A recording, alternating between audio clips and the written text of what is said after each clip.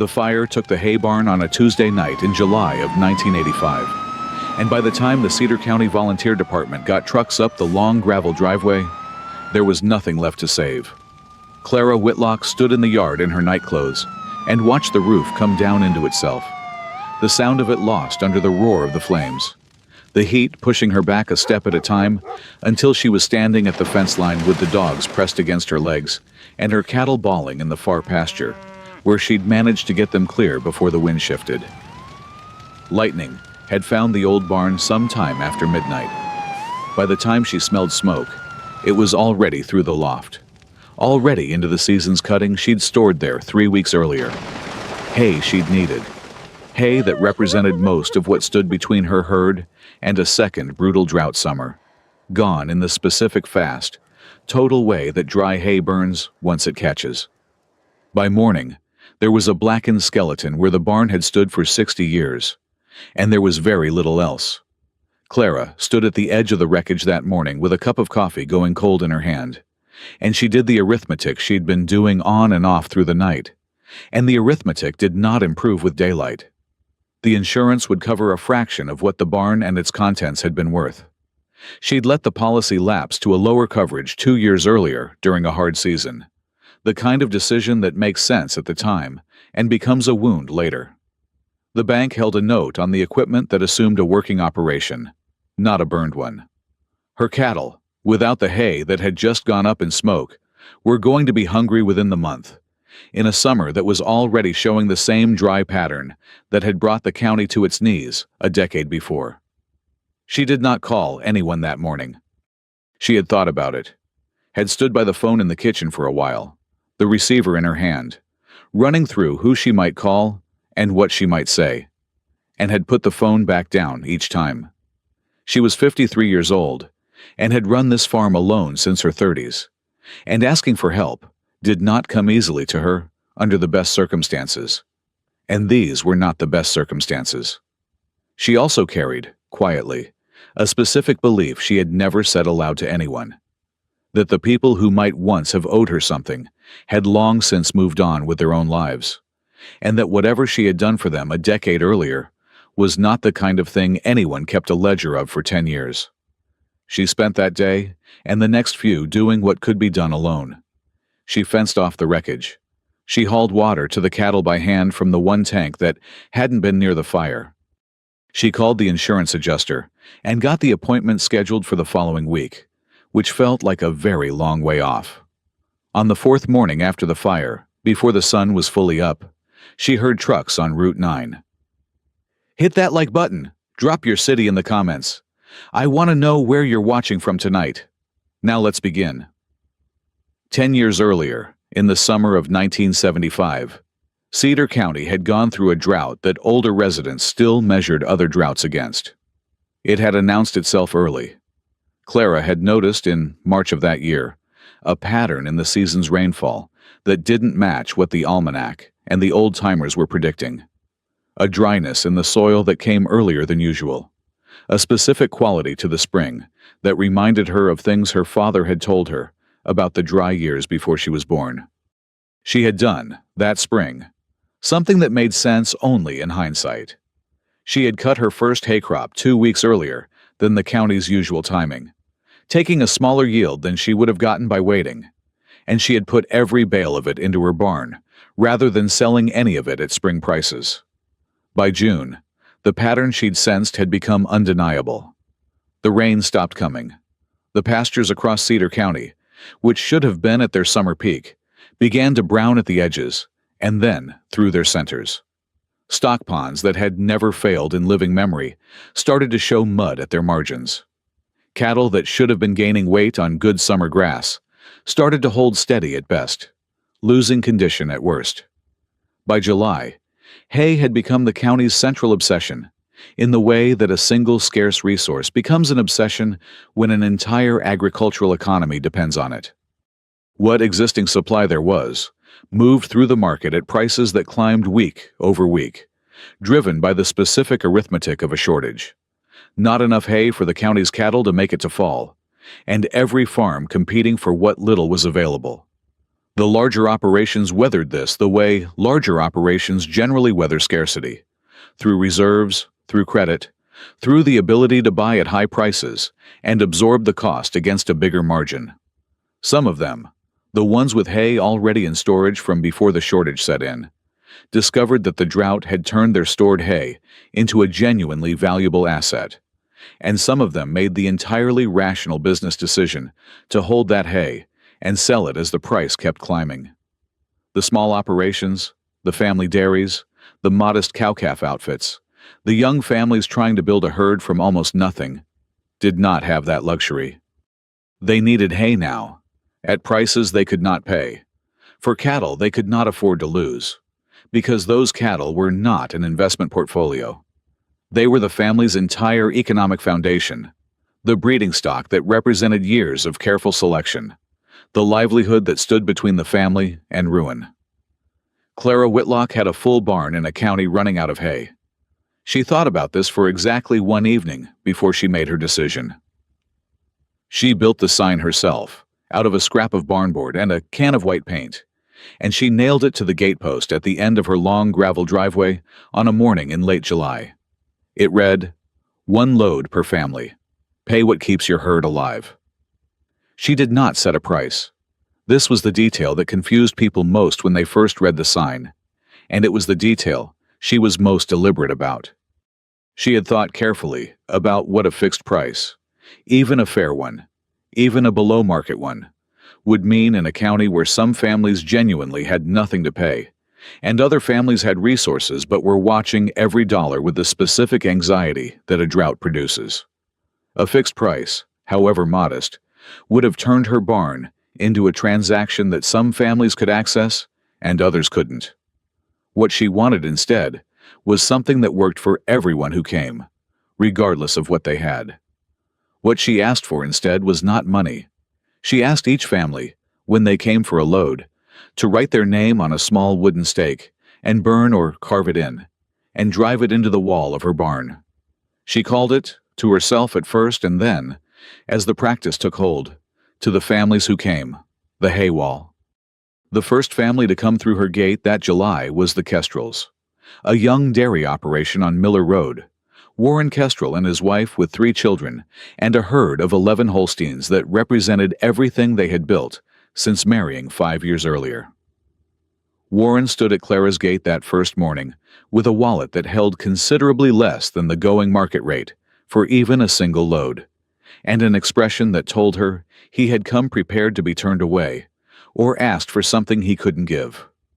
Clara had loaded his truck herself, working the old hay elevator with an efficiency that came from a lifetime on this specific farm, and when the truck bed was full, she had handed him a scrap of wood and a marking iron and told him what she wanted in exchange. Warren Kestrel had looked at the wood for a long moment before he understood she meant it. Then he had carved his family name into it, with more care than the task strictly required, and driven it into the barn wall at a height his youngest child could reach and see, and he had stood back and looked at it for a while before he thanked her and drove home with his hay. That was the pattern the rest of the summer followed. Load after load, family after family. The specific quiet ceremony of a name going into wood, repeating itself across the driveway through the worst of the drought. Some families came once. A few came back a second time, when the summer proved longer and drier than anyone had planned for. And Clara gave them a second load without hesitation, and without asking for a second stake, because the sign had said 1 load per family, and she meant the sign as a floor, not a ceiling, for anyone whose need was genuine. By August, the wall had 24 names. By September, it had more than 60.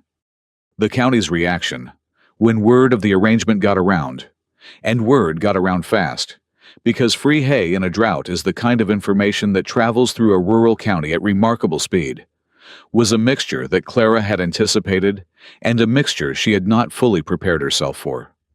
The families who needed the hay came grateful, and their gratitude was real and immediate and uncomplicated.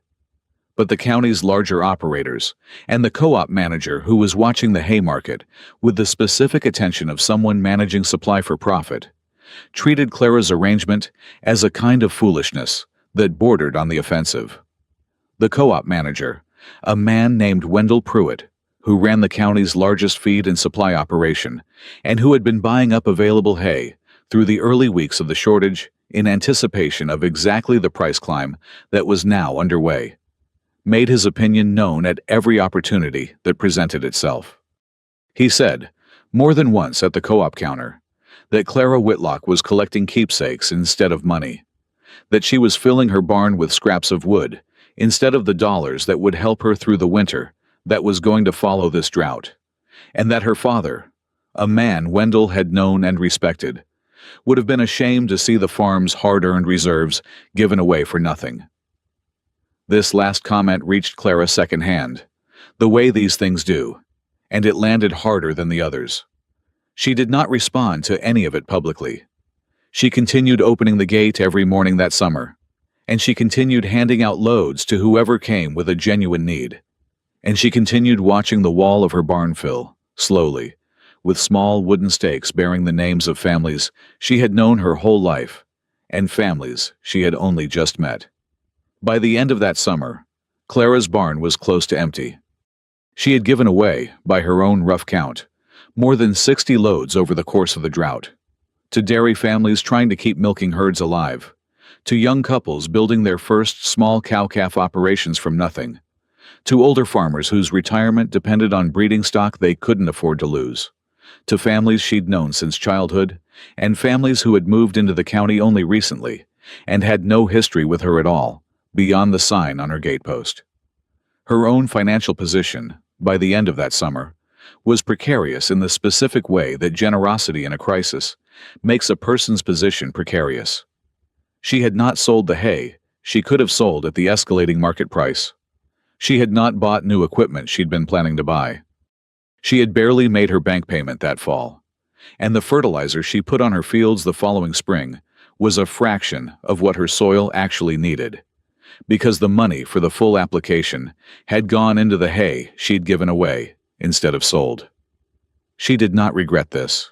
She was careful, in the years that followed, never to describe it as a sacrifice, because in her own accounting of it, it hadn't felt like one at the time. It had felt like the only decision that made sense given what she had and what other people needed. But she also did not pretend to herself that it had been free.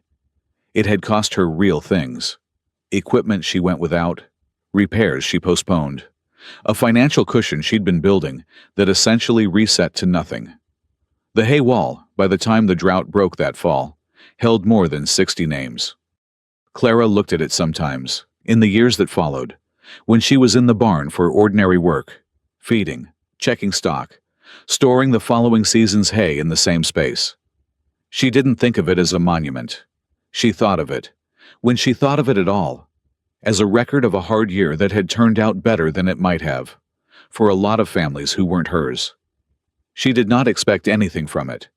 She genuinely believed, as the years passed and the drought of 1975 receded into the specific kind of memory that hard years become, referenced occasionally, compared against later hard years, gradually less vivid, that whatever she had done for those families had been absorbed into the ordinary flow of their lives and forgotten, the way most kindnesses are eventually forgotten by everyone except the person who received them, and sometimes even by them. She was wrong about this, but she had no way of knowing she was wrong, and 10 years is a long time to carry an assumption without anything to test it against. The decade between 1975 and 1985 was, for Clara, the ordinary accumulation of a working farm's years, some good, some difficult, none as dramatic as the drought that had defined the middle of the decade's first year. She had rebuilt her financial position slowly, the way you rebuild anything after a period of real sacrifice, carefully, without much room for error, taking longer than she would have liked, but arriving, eventually, at a stability that let her invest again in the things a working farm needs. She had bought the equipment she'd postponed. She had put proper fertilizer back on her fields. She had, by 1985, built her herd back to a size and quality that represented real, hard-won progress from where she'd stood at the end of that difficult 1975 season. She had heard, over those years, occasional news of some of the families the Haywall represented. The way you hear news in a county where people's lives intersect at the co-op, and the church, and the county fair. Fragments, rather than a full picture. She knew that some of the families had done well. She knew that some had moved to other states, chasing better land or different opportunities. She knew that at least a few of the older farmers whose stock she'd helped save through 1975 had since passed on, their operations continuing under sons and daughters who had grown up watching their parents rebuild from that hard year. She did not think about the Haywall as an investment that might someday return something to her.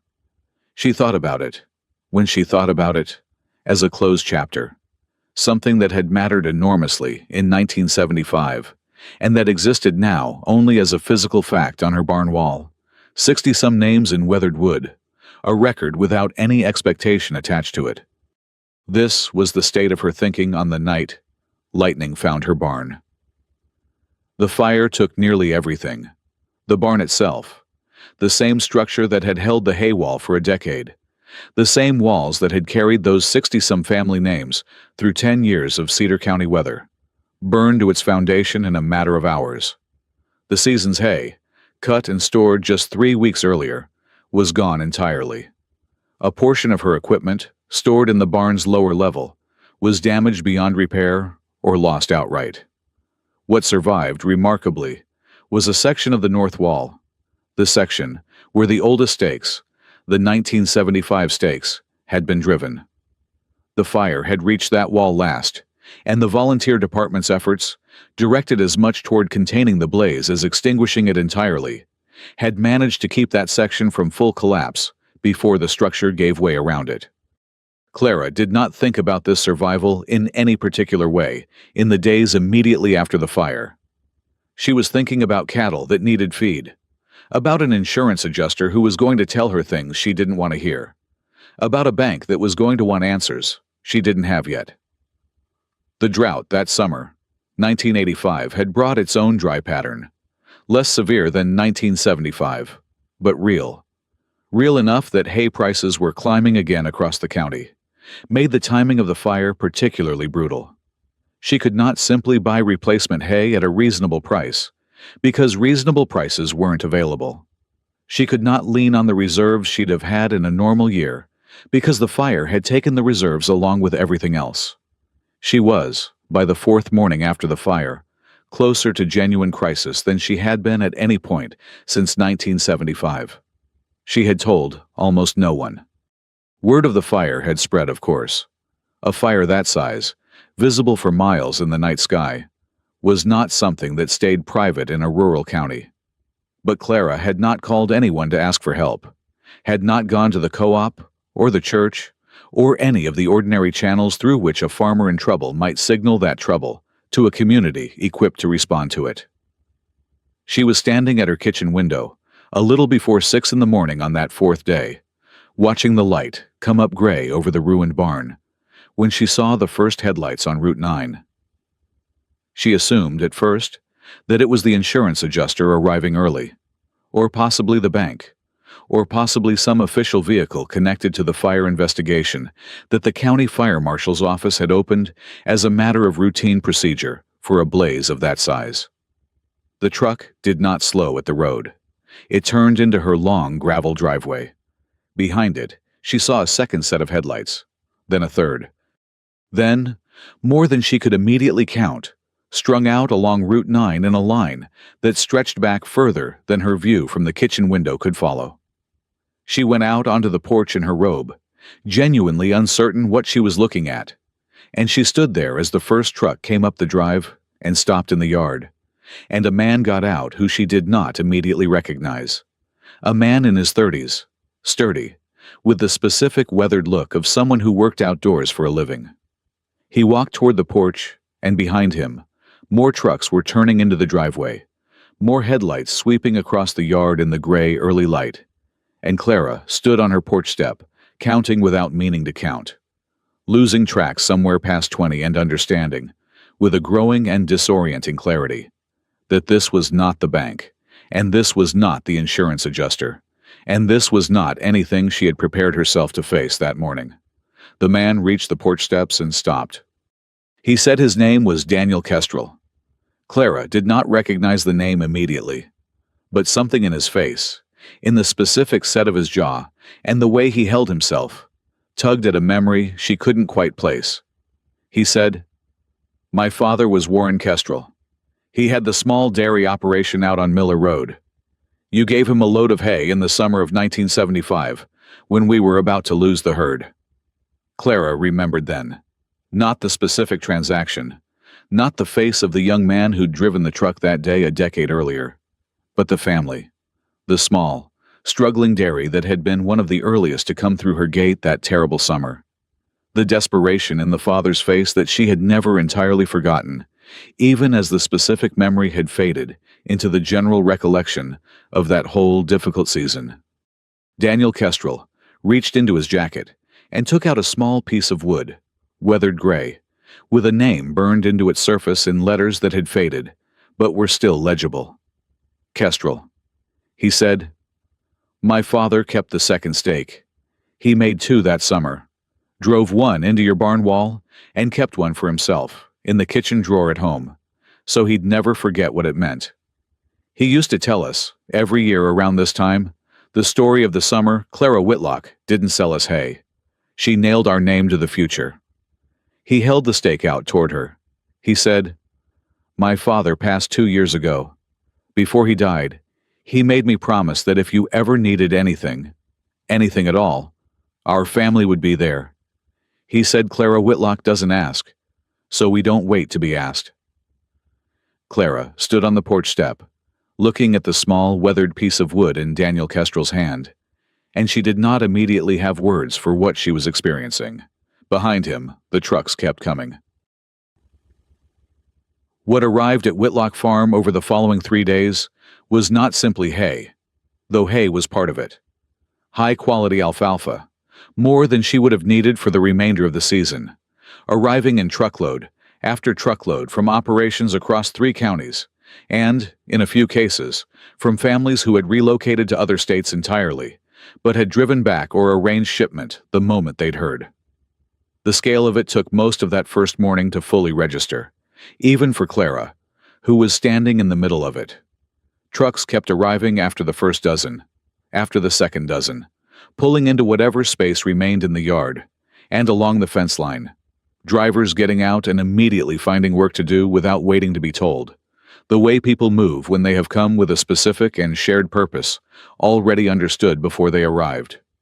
Daniel Kestrel, it turned out, had spent the 2 days since hearing about the fire on the telephone, working through a list that had started with his own memory of the families his father had told him about, and had grown, call by call, as each family he reached remembered others, until what had begun as one man's intention to repay a personal debt had become a coordinated effort spanning 3 counties, and, in 2 cases, calls made to families who had left Cedar County altogether, but had not forgotten what they owed it.